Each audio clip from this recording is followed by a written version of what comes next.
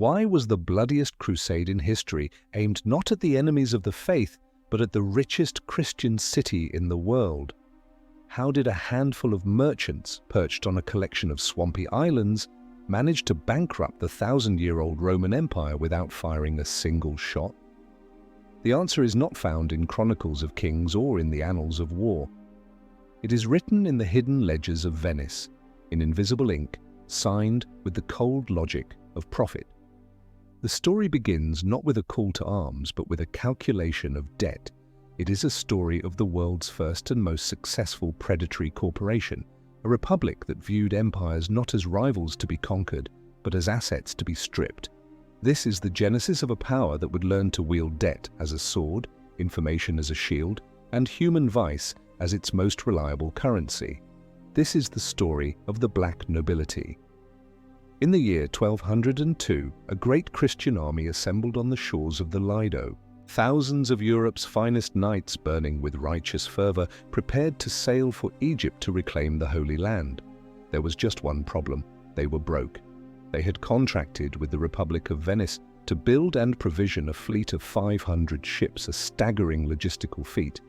But when the time came to pay, the Crusaders came up short, to the tune of 34,000 silver marks. The ruler of Venice, Doge Enrico Dandolo, was a man of remarkable vision. He was over 90 years old, he was completely blind, and he was about to orchestrate the most audacious leveraged buyout in human history. Dandolo presented the indebted knights with a proposal, an offer they could not refuse. He would defer their debt. In exchange, they would perform a small service for the Republic. Their target was the city of Zara, a Christian trading rival on the Dalmatian coast. The knights, trapped and humiliated, reluctantly agreed. The first blow of the Fourth Crusade was struck not against a Saracen fortress, but against a Catholic city, all to settle a Venetian account. It was a chilling dress rehearsal for the main event. What is more terrifying, a tyrant with a sword or a banker with a debt ledger? The knights of the Fourth Crusade learned the answer in the mud outside Zara. They were no longer soldiers of Christ, they were collection agents for the Bank of Venice. But Dandolo's ambitions soared far beyond a regional port. His true target lay across the sea, a city of fabled wealth and splendor, Constantinople, the heart of the Byzantine Empire, Venice's primary commercial competitor. Using the deposed Byzantine prince as a pretext, Dandolo skillfully redirected the entire crusade. He promised the knights glory, riches, and the satisfaction of placing a friendly emperor on the throne. He never mentioned his true objective, the complete and utter financial dismemberment of a superpower. The Crusaders, a chaotic mix of piety and greed, were the perfect tool, a weapon that could be aimed, fired, and then disowned. They were the blunt instrument. The mind behind it was cold, patient, and Venetian. Empires built armies to conquer lands, but the Venetians created debts to conquer empires. The siege of Constantinople was a masterclass in psychological and financial warfare. Venetian agents had spent years gathering intelligence, mapping the city's defenses, identifying its political fault lines, and bribing key officials. While the Crusader knights hurled themselves against the city's legendary walls, Venetian engineers directed the assault with terrifying precision, using advanced siege engines funded by the Republic's seemingly bottomless coffers. When the city finally fell in the year 1204, it was not merely conquered, it was liquidated. For 3 days, the Crusader army, unleashed from any restraint, engaged in an orgy of looting, destruction, and slaughter that shocked the known world.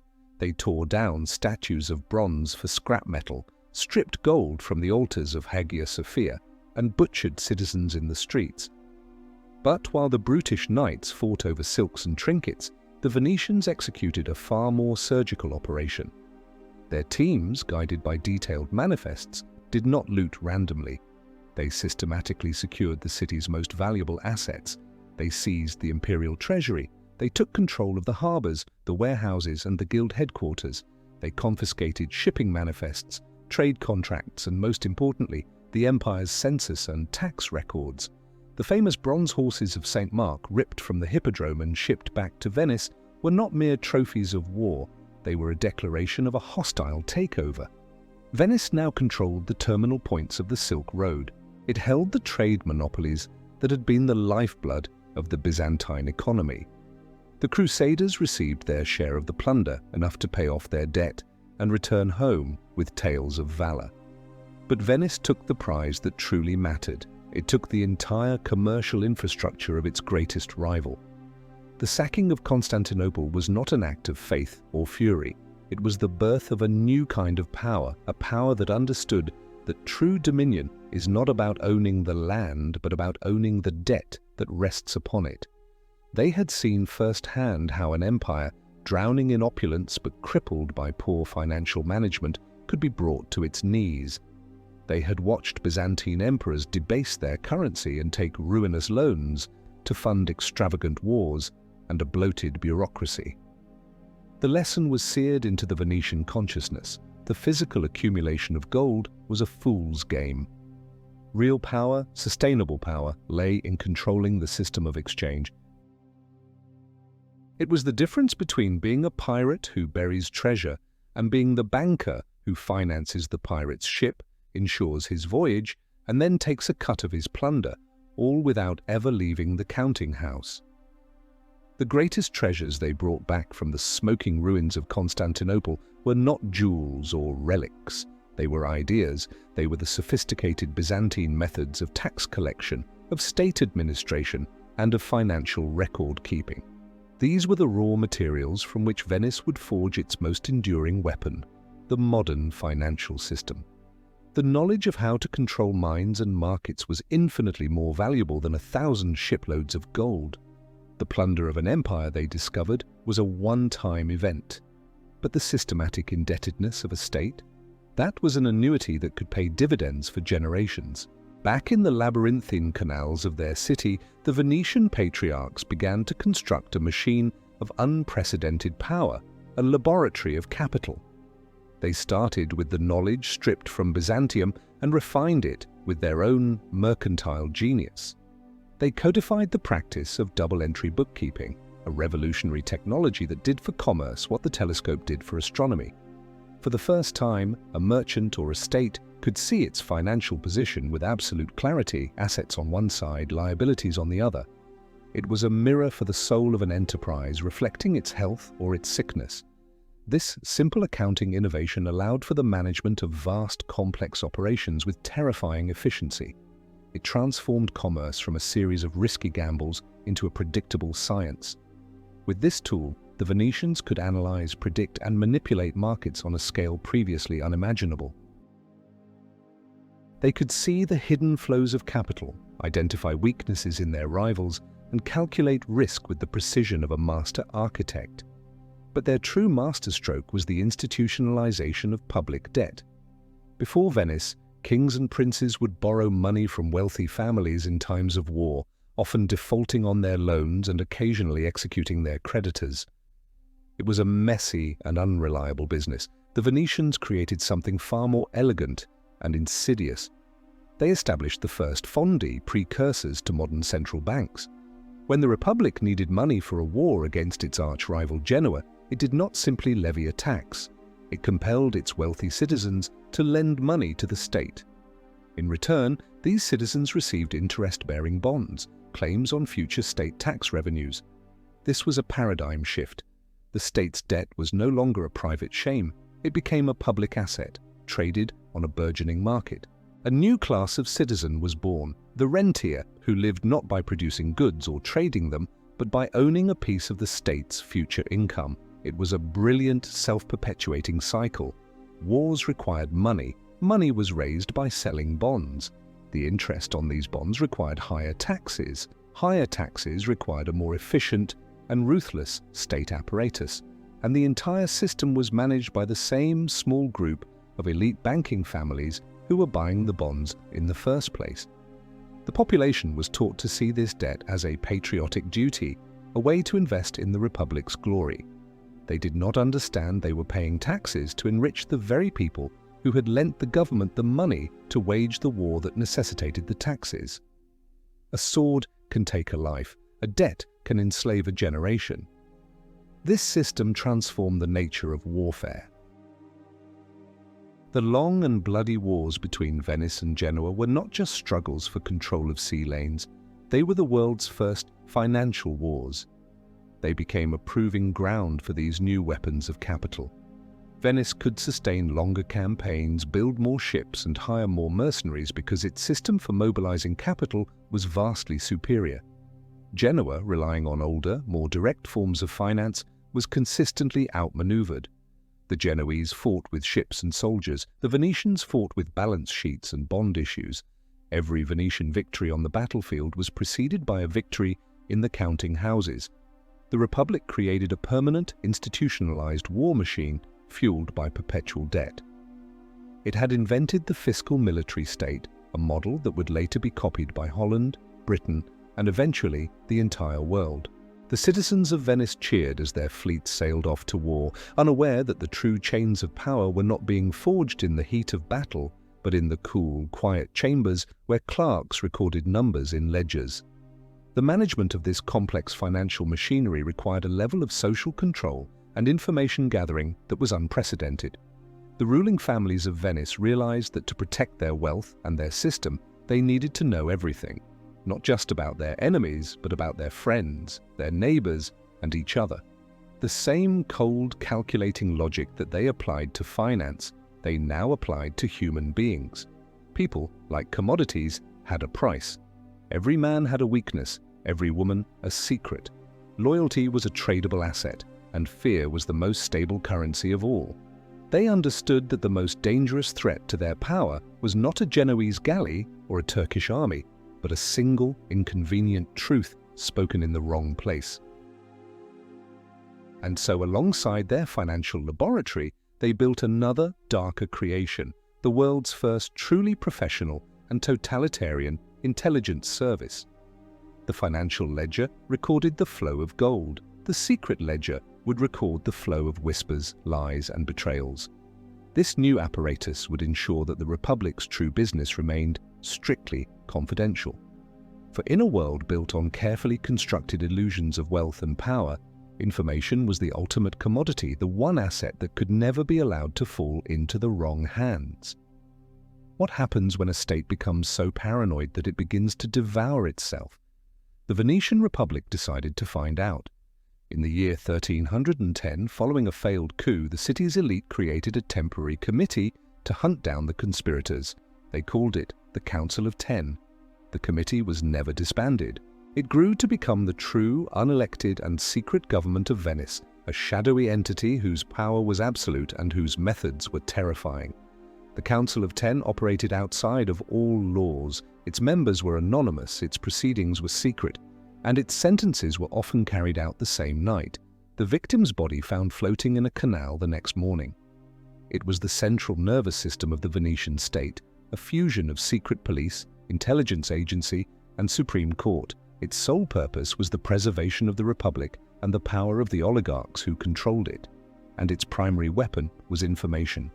Venice became a city of whispers, a panopticon of shimmering canals and dark alleyways. The Council of Ten institutionalized a system of total surveillance. Throughout the city they placed special boxes carved with the fearsome face of a lion. These were the bocche di leone, the lion's mouths.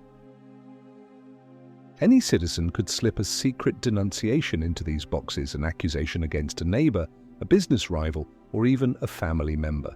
No charge was too petty, no rumor too outlandish. The council's agents investigated everything.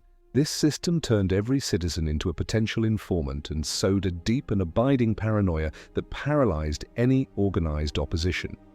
It was a society held together by mutual distrust. Could you trust the man who sold you bread, the priest who heard your confession, the wife who shared your bed?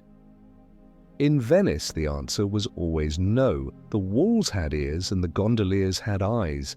This pervasive fear was not a bug in the system, it was the system's primary feature. It ensured stability not through consent but through terror. The Council of Ten's reach extended far beyond the lagoon. It created and managed the most extensive and sophisticated intelligence network the world had ever seen. Every Venetian ambassador, merchant, and priest was a potential agent of the state. Ambassadors were required to submit exhaustive, detailed reports, not just on political and military matters, but on the personal habits, vices, debts, and secret scandals of foreign rulers and their ministers.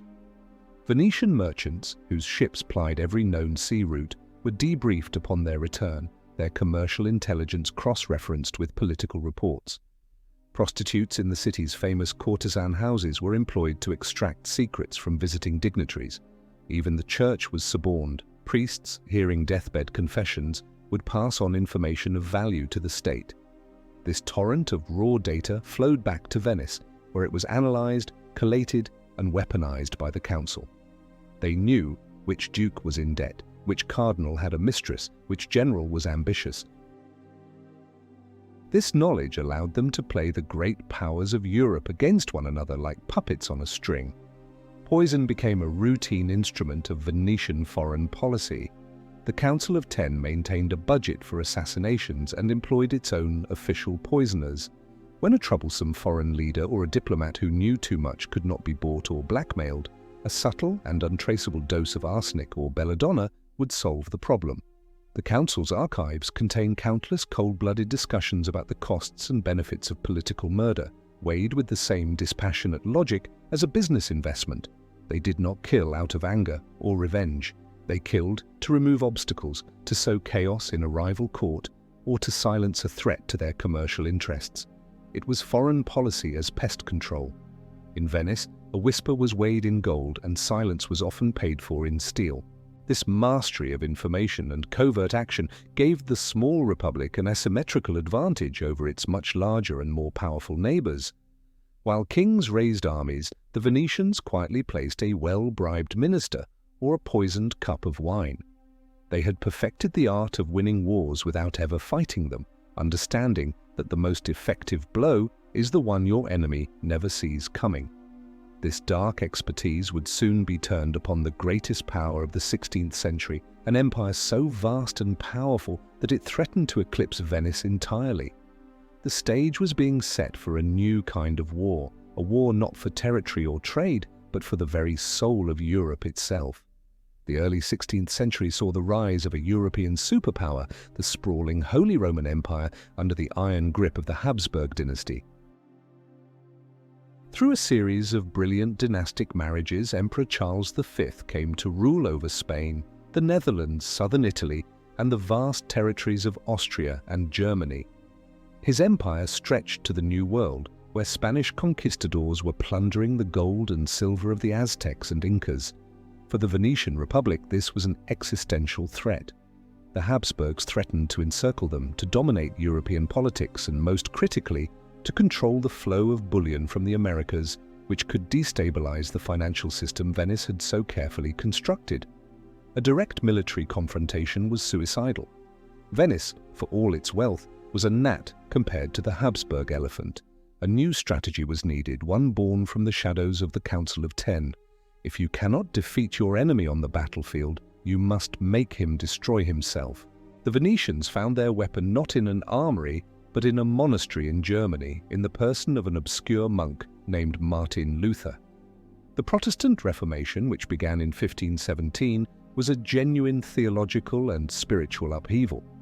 Millions of people, disgusted with the corruption of the Roman Catholic Church, were drawn to the Reformers' call for a return to biblical purity. But for the cynical strategists in Venice, this explosion of faith was something else entirely. It was a geopolitical godsend. The Reformation provided the perfect tool to shatter the unity of the Habsburg Empire from within.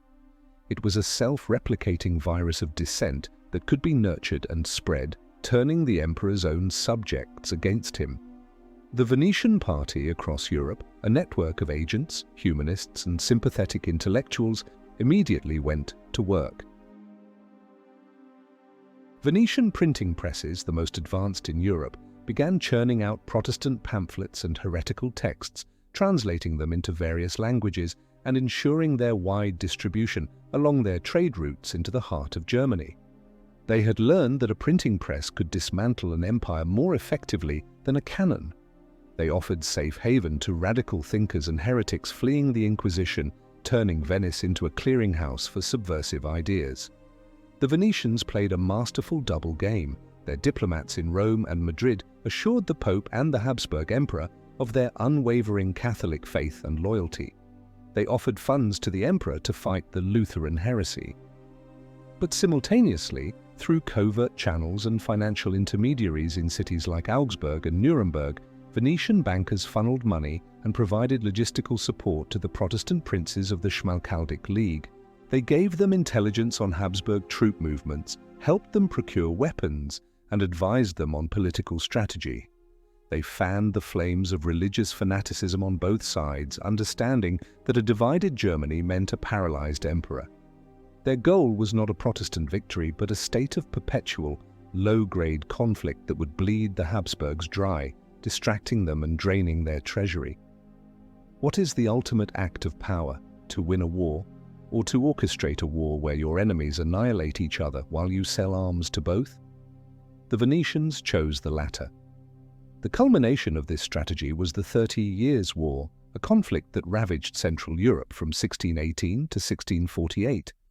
It was one of the most destructive wars in human history, a nightmarish vortex of religious hatred, political ambition, and pure butchery.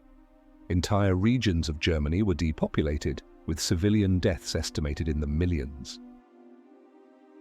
It was a continental catastrophe, and for Venice, it was a stunning success. While the Habsburgs poured their American silver into a black hole of endless warfare, Venetian merchants grew rich. The Republic remained officially neutral, a serene island of stability in a sea of chaos, all the while profiting from the disruption of its competitors' trade routes and the insatiable demand for loans and war materials. They had engineered a controlled demolition of the old European order. By the time the Peace of Westphalia was signed, the Holy Roman Empire was a hollow shell.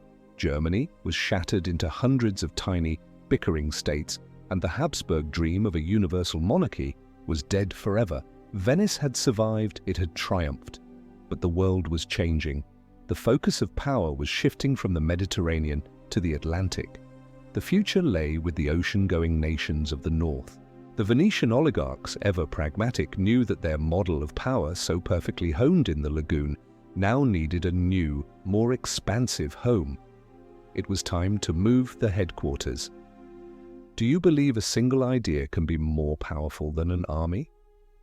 The Venetian elite did. They believed their system of financial and political control was the most powerful idea ever conceived. And as the 17th century dawned, they made a decision of breathtaking audacity. Rather than fight a losing battle against the rising tide of Atlantic trade, they would co-opt it. They would export their system.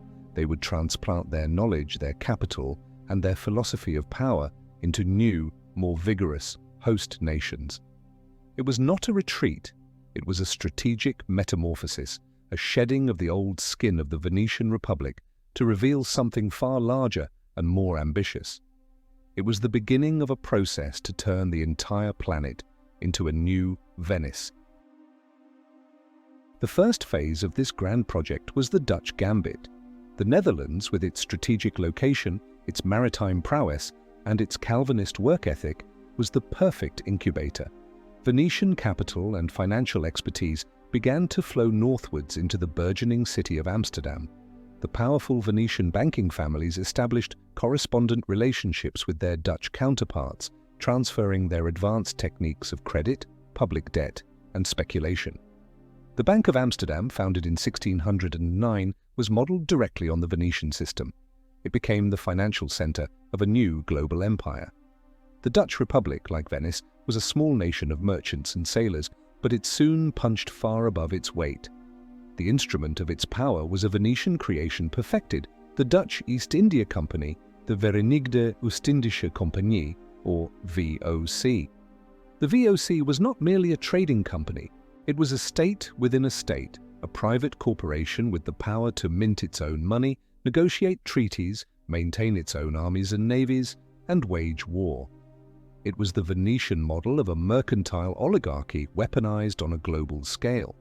The VOC's brutal conquest of the East Indies was a chilling echo of Venice's sacking of Constantinople, a corporate takeover executed with muskets and cannons instead of crusader swords. Amsterdam became the new Venice, a bustling hub of finance, espionage, and ruthless colonial exploitation. But the Dutch Republic, for all its success, was still too small, too vulnerable.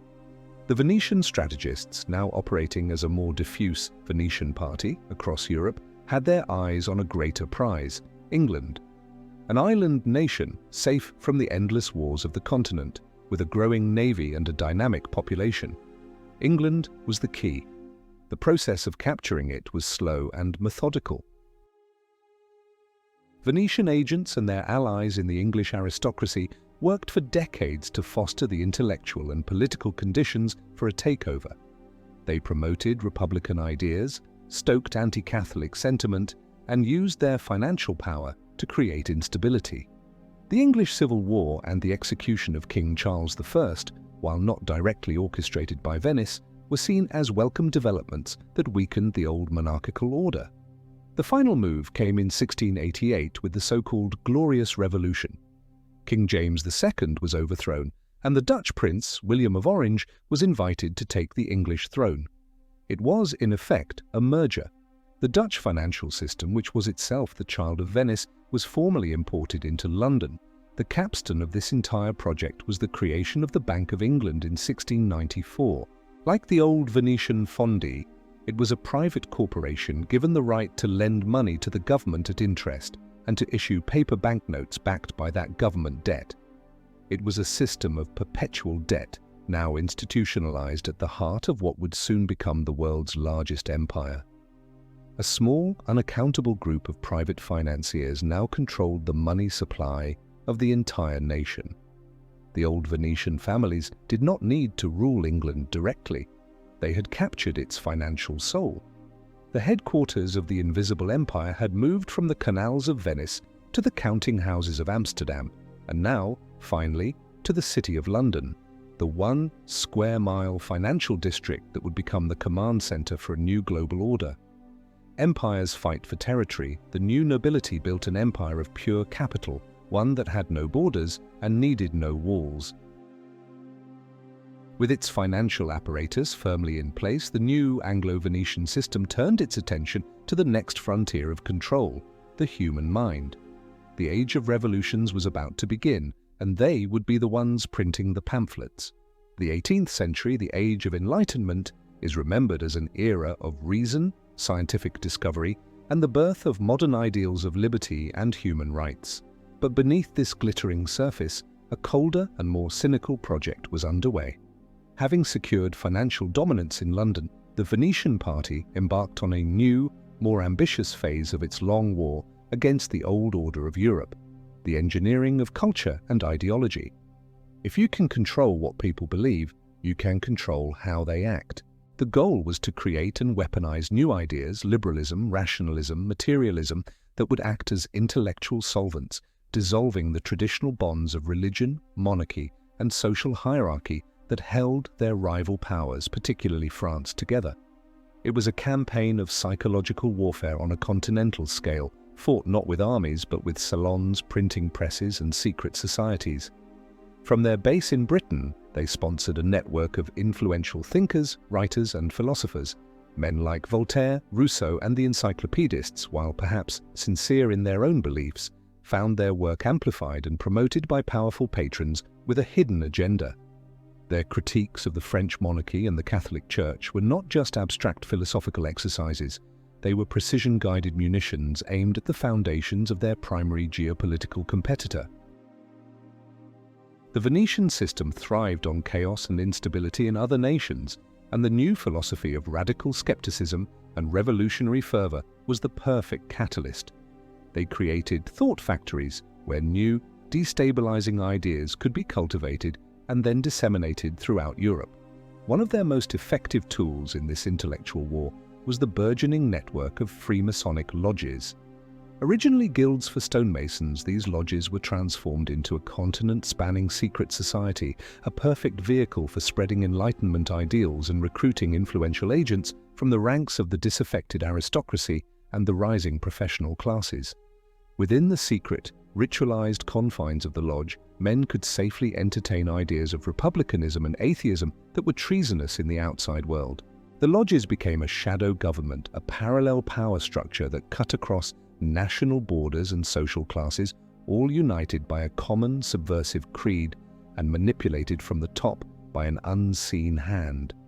The French Revolution was the culmination of this century-long project. It was not a spontaneous popular uprising, but a meticulously planned special operation. For years, agents of the London-based system had worked to exacerbate the crisis of the French state. They used their financial power to speculate on grain, creating artificial food shortages and driving the Parisian mob into a frenzy of hunger and rage. They funneled money to radical agitators like the Jacobins, providing them with the resources to print pamphlets and organize street protests. Their agents within the Masonic lodges, men like the Duke of Orleans, helped to steer the early stages of the revolution, ensuring that calls for moderate reform were hijacked by a radical, terroristic agenda. What is the true meaning of liberation? Is it freeing people from tyranny, or is it freeing assets from an old and inefficient ownership structure? For the architects of the revolution, the answer was clear. The goal was not liberty, equality, fraternity for the French people. The goal was to plunge France, the most powerful nation on the continent, into a decade of bloody chaos. The results were spectacular. The French monarchy was destroyed, the Catholic Church was shattered, its lands confiscated. The old aristocracy was guillotined. In the ensuing turmoil, France's finances collapsed. The gold-backed currency was replaced by worthless paper assignats, wiping out the savings of the middle class. The country's powerful navy was crippled, its colonial empire thrown into disarray. From the perspective of the financial oligarchs in London, the operation was a stunning success. Their greatest rival had effectively committed suicide. But the chaos they had unleashed was not the end game, it was merely the prelude. The revolution had cleared the board, removing the old pieces and preparing the way for a new player. A young, ambitious Corsican general was waiting in the wings, a man whose boundless ambition could be funded, manipulated, and ultimately used to wage a series of wars that would reshape the continent and leave all of Europe indebted to the men who controlled the Bank of England. They gifted humanity the idea of liberty in a cage built of debt. The 19th century would be the time to lock the door. The Napoleonic Wars, a 2-decade-long conflict that engulfed the entire European continent, represented the first great test of the new London-based financial empire. And for its masters, it was the most profitable business venture in history. The strategy was simple, elegant, and purely Venetian: finance all sides of the conflict. Through a web of ostensibly rival banking houses centered around figures like the Rothschild family and the Baring brothers, the City of London extended loans to Britain, to Austria, to Prussia, to Russia, and even through clandestine channels in Hamburg and Switzerland to Napoleon's France itself. Every cannonball forged, every musket manufactured, every soldier's uniform sewn, generated interest payments that flowed back to the same small cluster of financiers in London. War was no longer a drain on the treasury, it was the engine of its growth. The national debt of Britain, which stood at a manageable level before the wars, exploded to astronomical heights. But this was not seen as a crisis. It was seen as an opportunity. The greater the debt, the more powerful the private Bank of England, the nation's chief creditor, became. The legendary tale of Nathan Rothschild and the Battle of Waterloo in 1815 perfectly encapsulates the ethos of this new age. Using his family's unparalleled network of couriers and agents, Rothschild received news of Napoleon's defeat a full day before the official government messenger. He proceeded to the London Stock Exchange and began to sell British government bonds, or consols, in a dramatic and public fashion. The rest of the market, assuming Rothschild knew Wellington had lost, panicked and began selling as well. The price of consols plummeted. Then, just before the official news arrived, Rothschild's agents secretly bought up the entire market for pennies on the pound. When the news of victory finally broke, the value of consols soared, and the Rothschild family made a fortune of unimaginable size. The story, whether entirely true or not, illustrates a profound truth. For the black nobility, the outcome of the battle was irrelevant. The only thing that mattered was having superior information and using it to manipulate the market. The lives of the 50,000 men who died at Waterloo were simply an external factor in a financial calculation. With Europe subdued and indebted, the invisible empire turned its gaze to the wider world. The 19th century was the great age of colonial expansion, driven not by a quest for glory, but by a cold, corporate logic. The most cynical and destructive expression of this logic was the Opium Wars against China. The British Empire had a significant trade deficit with China. It bought vast quantities of tea, silk and porcelain, but the Chinese had little interest in British manufactured goods. The only commodity the Chinese market seemed to desire was opium, grown in British-controlled India. When the Chinese emperor, rightly seeing the devastating social consequences of mass addiction, banned the opium trade, Britain responded with military force. It was a war waged for the explicit purpose of forcing an entire nation to accept poison in exchange for its goods. It was a war to assert the principle that the profits of the British East India Company trumped the sovereignty and well-being of the Chinese people. They did not trade in silk and spices. Their chief commodities became addiction and war. This same cold calculus was applied to the rising power of the United States of America. Throughout the 19th century, agents of the London financial houses worked to foment division and conflict within the young republic. They saw its vast resources, its independent spirit, and its constitutional prohibition against a central bank as a long-term threat to their global dominance. During the American Civil War, British and French financiers provided loans and sold warships to the Confederacy, hoping to see the United States broken into two smaller, weaker, and more easily controlled nations. President Abraham Lincoln's decision to defy the international bankers and issue his own debt-free currency, the greenback, to finance the Union war effort was seen as an unforgivable act of rebellion. Lincoln's assassination was for them a welcome resolution to a dangerous problem. The war ultimately preserved the Union, but it left the country deeply in debt and vulnerable. The stage was now set for the final act of the Venetian project, the capture of the American dream itself. It would require a century of patient effort, but the prize was the control of the world's future industrial and military powerhouse.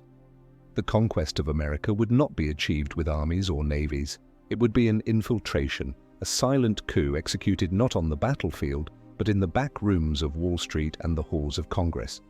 For the latter half of the 19th century, the agents of the London-based financial oligarchy worked tirelessly to subvert the American system from within.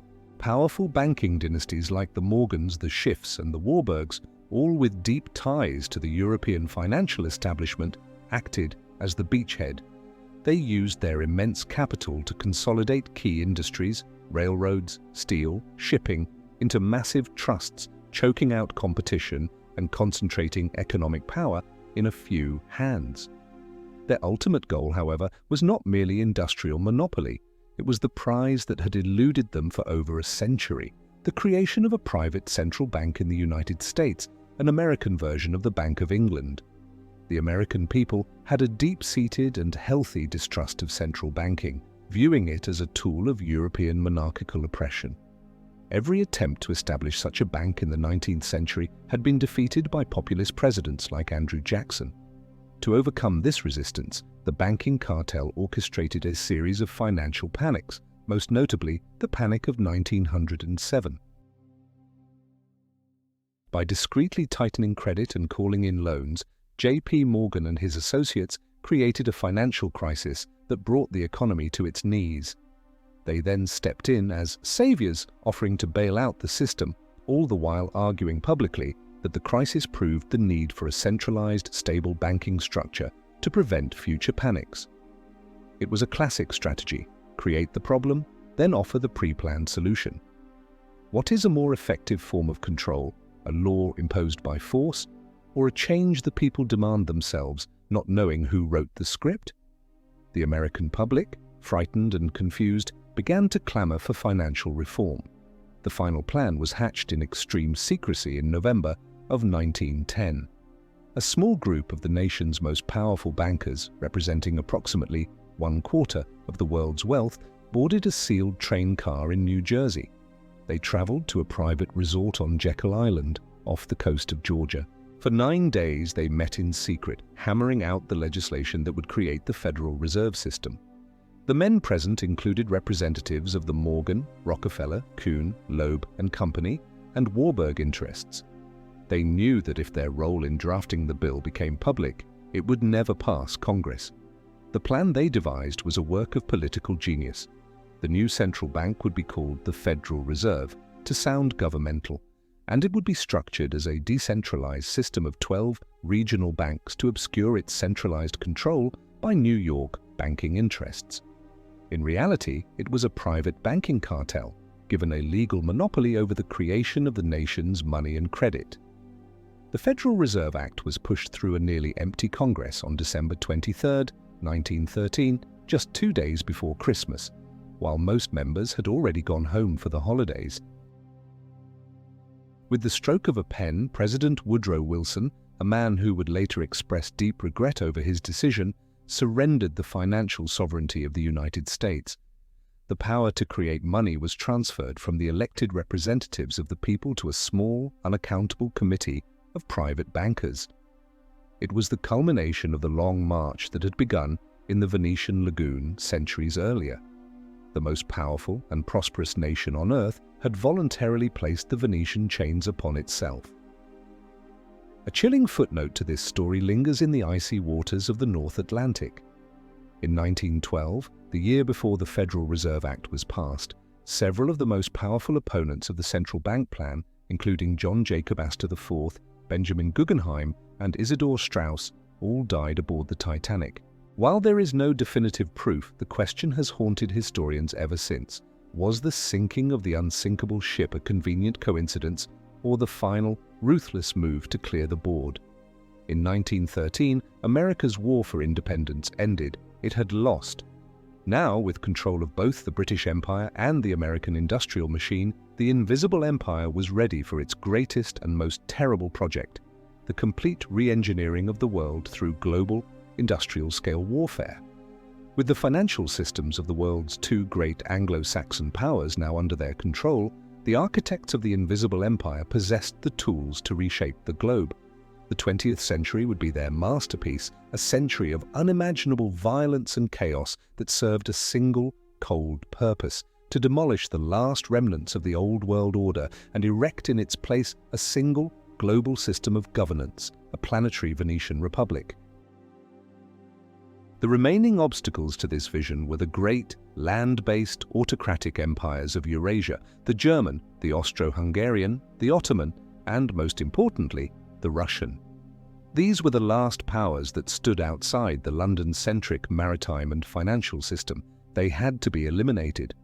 The First World War was not, as history books often claim, the result of a tragic cascade of alliances and miscalculations. It was the calculated demolition of a building. For years, the network of the Venetian Party had been stoking the flames of nationalism and imperial rivalry. Through their control of the press and their influence over key politicians in Britain, France, and Russia, they cultivated an atmosphere of paranoia and warmongering directed at Germany.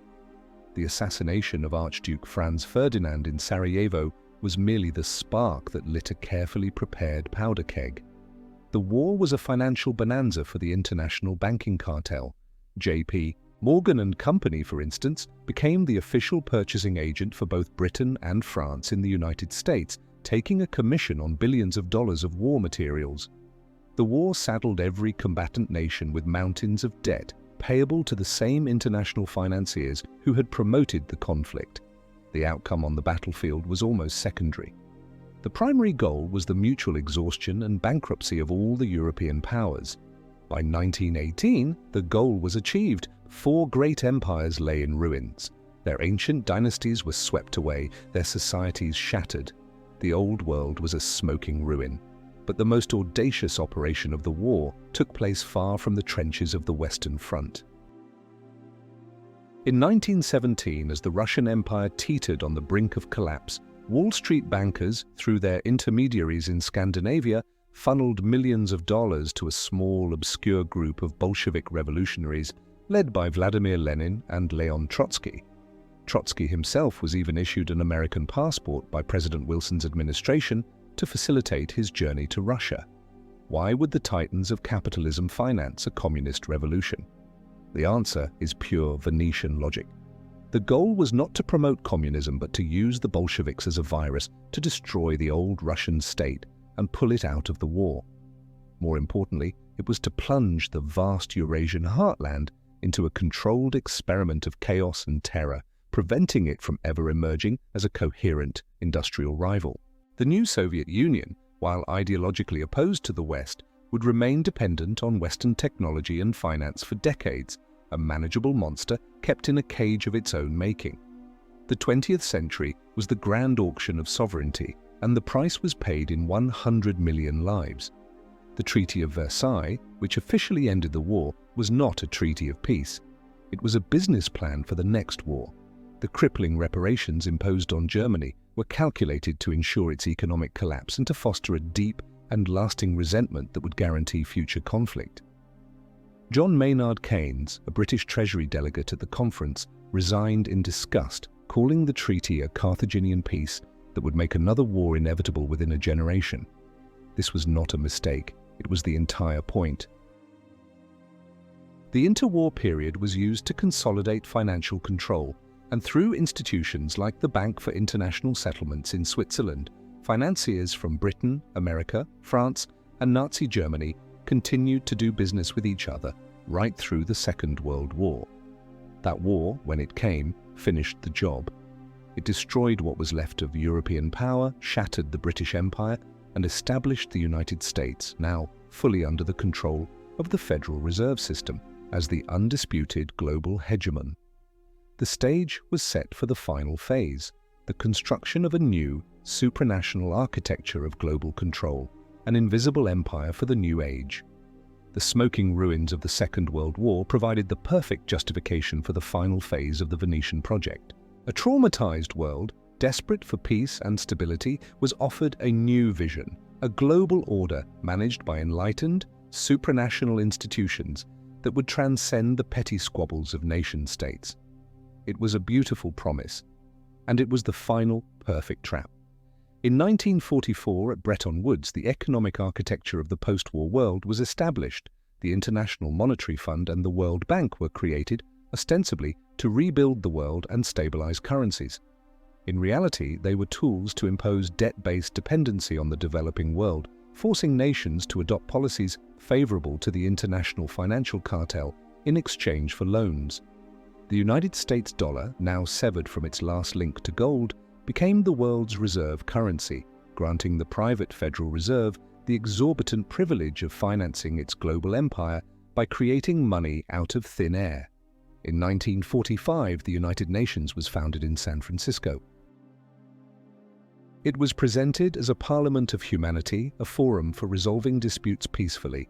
But from its inception, its key structures were designed and funded by the same elite interests, represented by private think tanks like the Council on Foreign Relations.